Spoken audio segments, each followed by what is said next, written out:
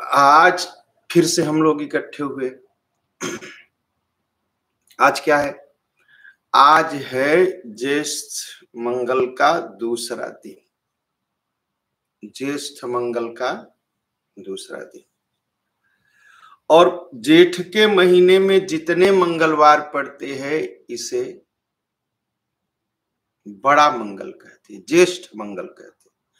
और ज्येष्ठ मंगल की परंपरा ये है कि हम हनुमान जी की पूजा, हनुमान जी की आराधना सुबह सुबह करने इकट्ठे होते हैं। और ज्येष्ठ का जो मंगल हो उसमें आप कहीं भी मंदिर जाइए, आपके आसपास मंदिर हो, उनसे प्रार्थना करिए, भैया कम से कम हफ्ते में एक बार खोलते हैं रविवार, रविवार कम से कम मंगलवार को भी खोलिए, जिससे हम सब हनुमान चालीसा का पाठ कर सके, हनुमान जी की भक्ति कर सके, हनुमान जी को चोला चढ़ा सके, गुड़ चढ़ा सके, चना चढ़ा सके। तो ऐसी प्रार्थना अपने आसपास के जो मंदिर है उनसे कहिए। और ये आपका अधिकार है। अधिकार इसलिए है कि आपके दान से मंदिर चलता है ना, इसलिए आप अधिकार से कहे भैया मंदिर खोलिए। ठीक है? तो मंदिर खुलवाइए और मंगलवार को मंदिर जाइए। और कहीं भी जहां मूर्ति की स्थापना हुई हो वहां पर हनुमान जी का दर्शन अवश्य करिए, अवश्य करिए। तो ये बड़ा मंगलवार है। तो आज हम लोग हनुमान चालीसा के भाव आपको सुनाया था, हम आप सुने थे, कहे सुने थे। आज उसका दूसरा भाग शुरू करते हैं, लेकिन पहले भाग पर हम लौट जाते हैं। पहला दोहा क्या है हनुमान चालीसा का? श्री गुरु चरण सरोज रज, निज मन मुकुर सुधारि, बरनहु रघुबर बिमल जसु, जो दायक फल चारि।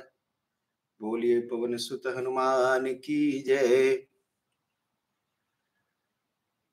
तो हनुमान चालीसा सबसे पहले प्रार्थना करते हैं तुलसीदास जी गुरुदेव महाराज की, और हनुमान जी को अपना गुरु मानते। हनुमान चालीसा क्या है? जो यह पढ़े हनुमान चालीसा, हो ये सिद्धि साक्षी गौरीसा। किसी को रुकावट नहीं, कोई भी मनुष्य, कोई भी जीव हनुमान चालीसा का पाठ कर सकता है। कभी कभी लोग कहते भाई हनुमान जी की मूर्ति नहीं छूनी चाहिए नारी जाति को, हनुमान जी का पाठ नहीं करना चाहिए नारी जाति को, हनुमान जी की पूजा नहीं करनी चाहिए नारी जाति को। मैंने जितने संत हैं मैं सबसे प्रश्न किया, सबने कहा सब हनुमान जी की पूजा कर सकते हैं। अच्छा, कोई ब्राह्मण हो, क्षत्रिय हो, वैश्य हो, शूद्र हो, और संसार के किसी भी कोने का कोई व्यक्ति हो, वो हनुमान चालीसा पढ़ सकता है। जो यह पढ़े हनुमान चालीसा, हो सिद्धि साक्षी गौरीसा। जो भी यह पढ़ेगा, जो भी हनुमान चालीसा पढ़ेगा वो सिद्ध होगा। और क्या, सीधे सीधे शंकर भगवान की गवाही है। जो हनुमान चालीसा पढ़ेगा, शंकर भगवान प्रमाण है कि वो सिद्ध होगा। अब सिद्ध क्या है? मन कामना सिद्धि नर पावा। पूजा पाठ करते करते मन की कामनाएं पूर्ण हो जाएं, इसे सिद्धि कहते हैं। फिर अष्ट सिद्धियां हैं, तमाम तरह की सिद्धि है। एक बात तो मान लीजिए, हनुमान चालीसा पढ़ेंगे, जो यह पढ़े हनुमान चालीसा, हो ये सिद्धि साक्षी गौरीसा, उसकी मनोकामनाएं सिद्ध हो जाएंगी। बस आपको संकल्प लेना है, हाथ में जल लेकर के, हमारा ये संकल्प है और यह पूरा हो, इसलिए हम हनुमान चालीसा पढ़ रहे हैं।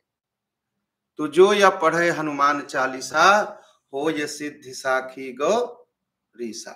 तो हनुमान चालीसा जो भी पढ़ेगा, शंकर भगवान साक्षी है, उसके मन की कामना अवश्य पूरी होगी, अवश्य पूरी होगी। तो हनुमान चालीसा का पहला दोहा क्या है? श्री गुरु चरण सरोज रज, निज मन मुकुर सुधारी, और बरनहु रघुबर बिमल जसु, जो दायक फल चारि। सबसे पहले गुरु जी की वंदना करते हैं, और तुलसीदास जी हनुमान जी को अपना गुरु मानते हैं। श्री गुरु चरण सरोज रज, अगर श्री गुरु के चरणों के रज को आप प्रणाम नहीं करते हैं तो कोई सिद्धि मिलने वाली नहीं है। और मन को सुधारना जरूरी है। और कैसे? गुरु के चरणों की धूल लेकर के मन को सुधारना जरूरी है। मन कैसे सुधरेगा? जब गुरु जी को प्रणाम करोगे, मन कैसे सुधरेगा? जब गुरु जी का सम्मान करोगे, मन कैसे सुधरेगा? जब गुरु जी पर पूरा विश्वास करोगे। मन, और उसका उल्टा करिए तो क्या होता है? न म। गुरु जी को नमन करोगे, मन शुद्ध होगा। श्री गुरु चरण सरोज रज। और तुलसीदास जी रामचरितमानस लिखने बैठे तो गुरु जी की वंदना किए, और चालीसा लिखे तो गुरु जी की वंदना किए। सब गुरु जी से प्रार्थना करते हैं, गुरु जी से प्रार्थना करते हैं।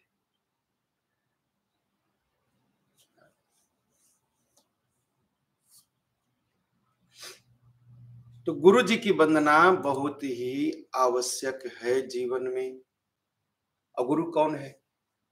गुरु वही जो राम में लावे, जो राम जी से भेंट करा दे, राम जी की भक्ति आपके हृदय में पैदा कर दे, वही गुरु कहा गया है।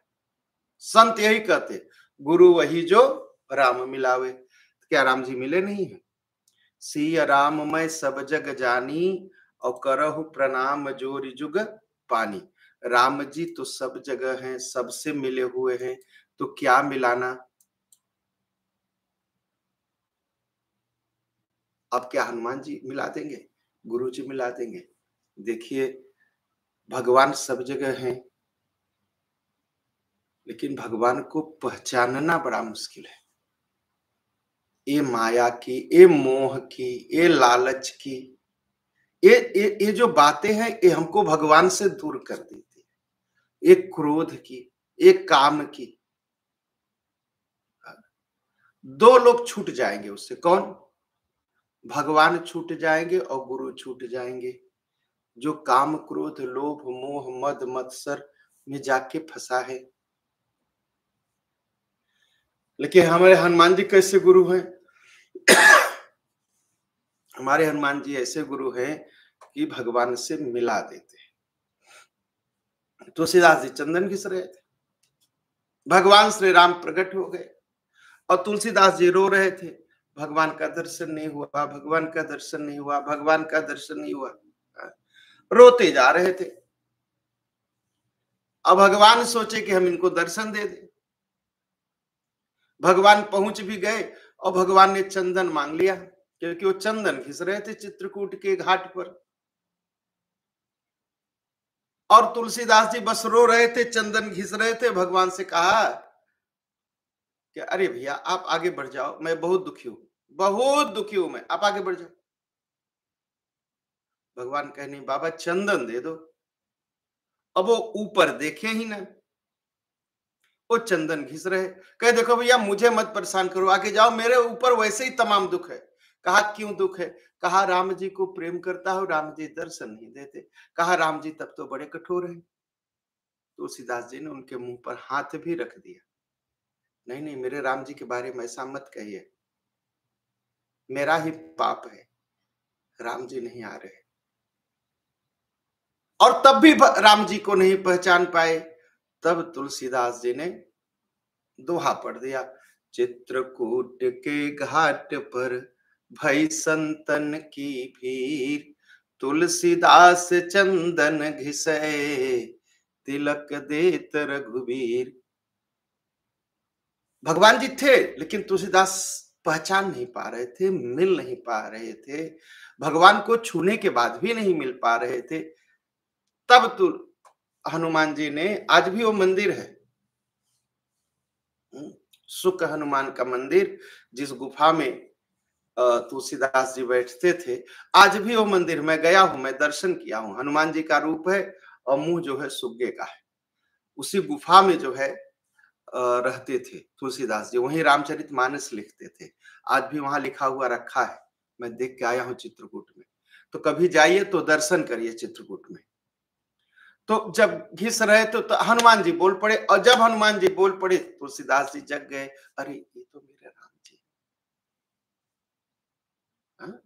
तो भगवान तो मिले हुए हैं, लेकिन भगवान को से मिलाना, भेंट कराना, परिचय कराना, ये काम किसका है? ये गुरुदेव का काम है। बिना गुरु के भगवान नहीं मिलेंगे, और बिना गुरु के भगवान को आप पहचान नहीं पाएंगे, चाहे भगवान खड़े ही हो। तो तुलसीदास जी सबसे पहले रामचरितमानस में, अरे हनुमान चालीसा में गुरु की वंदना करते हैं, गुरुदेव की वंदना करते हैं, और उसके बाद रामचरितमानस में भी सबसे पहले गुरुदेव की वंदना करते हैं। श्री गुरु चरण सरोज रज निज मन मुकुर सुधारी।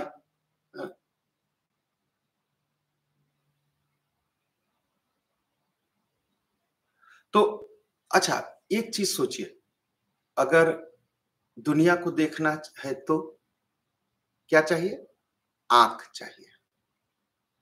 और अपने आप को देखना हो तो क्या चाहिए? अपने आप को देखना हो तो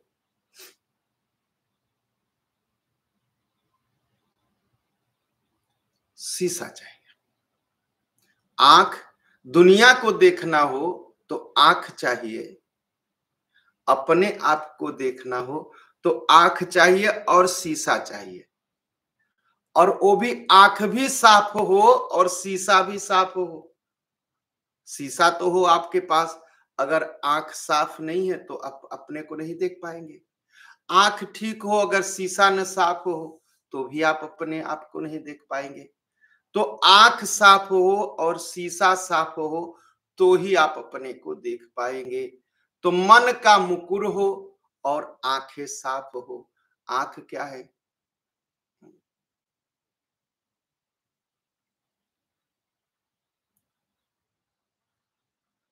तो आंख साफ हो और शीशा, आंख साफ करने के लिए क्या चाहिए?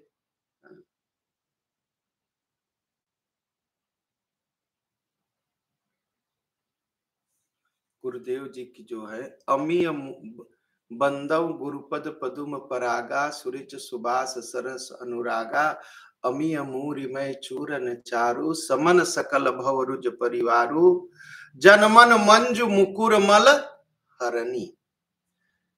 यहाँ भी मन साफ हो।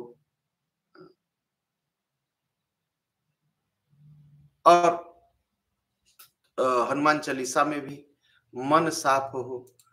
श्री गुरु चरण सरोज रज। अच्छा, तो अगर मन का शीशा साफ हो और आंख शुद्ध हो तो आप क्या करेंगे? आप अपने आप को देख पाएंगे, और जब देख पाएंगे तब पहचान पाएंगे कि हमारा आपका रूप रावण जैसा है, राम जैसा है, कृष्ण जैसा है, या शिवाजी जैसा है, या कैसा है, कैसे है हम, कैसे है। तो अपने को देखना बहुत जरूरी है। जब आप अपने को देखना जिस दिन शुरू कर देंगे, उस दिन भगवान आपको देखना शुरू कर देंगे। और जब हम पड़े रहते हैं संसार को देखने में, और संसार को देखने में क्या होता है, संसार फिर हमको देखता है। और जब हम संसार को देखते हैं तो पीड़ा नहीं होती है, जब संसार हमको देखने लगता है तब हमें पीड़ा हो जाती है कि उन्होंने ऐसा कह दिया, उन्होंने ऐसा कह दिया, उन्होंने ऐसा कह दिया। हम स्वयं अपने आप को देखना शुरू करें, उसके लिए मन साफ जरूरी है। हम अपने के लिए तो बड़ा अच्छा समझते हैं और दूसरे को बड़ा खराब समझते हैं, और हो सकता है इसका उल्टा हो, मैं ही खराब हूं, संसार अच्छा हो। लेकिन हमने क्या किया? संसार को देखा, अपने आप को नहीं देखा। इसलिए शीशा जरूरी है। अपने आप को देखने के लिए, और मन का शीशा जरूरी है, और वो भी साफ शीशे की जरूरत है। उस मन का शीशा कैसे साफ होगा? श्री गुरु चरण सरोज रज निज मन मुकुर सुधार, और बरनहु रघुबर बिमल जसु जो दायक फल चारि। तो जब ये मन का शीशा जहां साफ हुआ, तब क्या होगा? राम जी की कथा समझ में आ जाएगी। और जब राम जी की कथा जिसके समझ में आएगी, वो बिना राम कथा कहे वो रुक नहीं सकता। वो जरूर राम कथा कहेगा और जरूर राम कथा बोलेगा। बरनहु रघुबर बिमल जसु जो दायक फल चारि।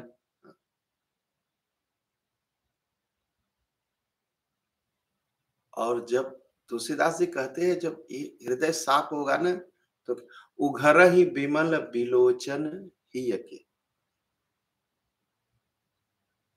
आंख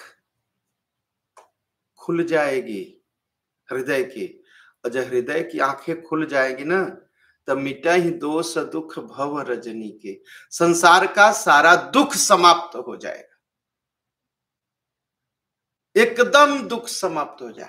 हमारी आंख नहीं खुली है, इसलिए सारा दुख का कारण है। हमें आंख खोलना है, आंख खोलना है। और आंख खोलने के लिए श्री गुरु के रज की जरूरत है।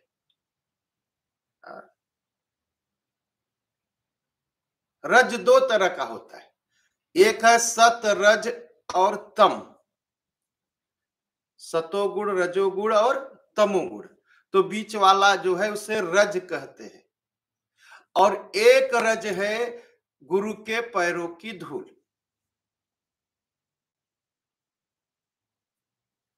अहल्या पत्थर बनी थी, खड़ी थी। गुरुदेव विश्वामित्र साथ में थे। गुरुदेव ने कहा कि राम, रज चाहत कृपा सिंधु रघुबीर। कहा ये आपके पैरों की रज चाहती है। कहा रज का कैसे चाहती है? कहा इसका पतन हो गया है, इसने अपने पति को धोखा दे दिया। इसने अपने पति को धोखा दिया, जिससे इसका पतन हो गया, और पतन होकर के पत्थर हो गई। तो कैसे हुआ इसका पतन? कहा इसके रजोगुण से। इसको अपनी सुंदरता का घमंड था। इंद्र जब आया तो बड़ी प्रसन्न हो गई कि देखो, इंद्र जैसा राजा, देवताओं का राजा मेरे पीछे पड़ गया, मेरे ऊपर मोहित हो गया। इसको सुंदरता का घमंड है। जबकि इंद्र जो है गौतम का रूप धारण करके जान गई, तब भी रजोगुण के बस में होकर के अपना पतन कर लिया, रिश्ता बना लिया। और कांटा से कांटा ही निकलता है, इसके रजोगुण के नाते इसका पतन हुआ। इसलिए अगर आप अपना रज दे देंगे, पैर की धूल दे देंगे, तो इसका उद्धार हो जाएगा। कहा भी गुरु राम जी ने कहा, गुरुदेव, गुरुदेव के रज, पैर की रज से इसका उद्धार होगा। विश्वामित्र कहे, नहीं राम, मैं तो तुम्हारा गुरु हूं और तुम संसार के गुरु हो।